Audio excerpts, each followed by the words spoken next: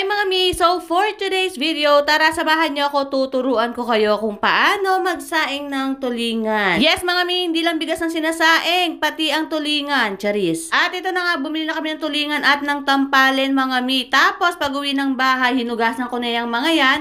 At bumili rin ako sa palengke ng dahon ng saging. Lupit ko lang siya ng ganyan, tapos dinarang ko sa apoy para naman lumambot. Bali yan ang magiging dugtungan ng katawan at yung ulo ng ating tulingan. At nang dumating si mama mga mi, siya nga ang pinagtimpla ko.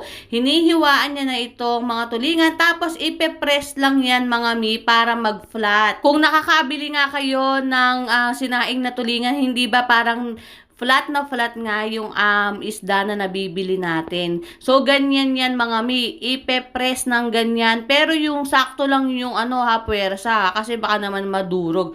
Tapos, ayun nga, nakita nyo kung saan ginamit yung dahon. Para naman hindi matanggal yung ulo. Tapos, tapusin lang natin paulit-ulit lang hanggang sa maubos yung isda, mga mi. Bali, yung nabili ko ay 3 kilo mahigit. Ang mahal nga ng tulingan, nasa 260 pesos ang kilo niyan. At pag naisalansan natin yung tulingan, ay maghihiwa rin tayo ng tampalin.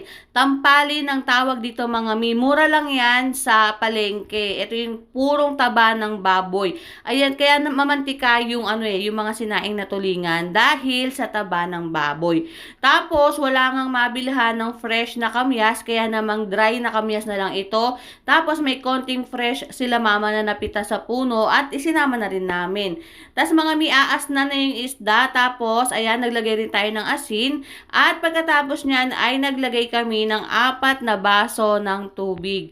4 na baso lang mi. Tapos, tikman nyo rin, pagkakulo niyan, tikman nyo kung maalat ba. Dahil, di ba nakita nyo, medyo marami yung asin. Ganun kasi talaga yung pagsasaing ng tulingan. Kaya yan tumatagal ng ilang araw. Kahit hindi nyo ilagay sa ref. Pagkalagay nga ng tubig, ay isasalang natin yan sa pressure cooker. At after 2.5 hours, mga mi, ito na yung ating sinaing na tulingan. Sobrang lambot kahit yung tinik niyan mga mi. Kahit nakapikit, kainin yan, hindi kayo matitinik. Char. Pinalamig ko lang ng very light mga mi. Tapos ay isinalansan ko na. Fake news yung dahon ng saging dahil sa sobrang lambot natanggal pa rin yung ulo. At ayan na yung ating sinaing na tulingan. Napakasarap. Tapos nagprito ako ng 3 piraso. Hindi na ako naglagay ng oil. Bali yung taba ng baboy mi, yun ang inilagay ko sa kawali kasama yung tulingan.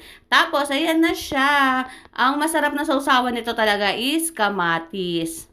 Ayan. Tapos nagsigang rin si mama ng liempo. Ito kasi yung pag-uwi ng ate ko. Tapos tignan nyo mga mi, diba? Legit. Sobrang lambot ng buto. I mean, ng tinik, diba? Tapos, pag wala kayong pressure cooker, isa lang yan ng 4 to 5 hours. At ayan lang for today.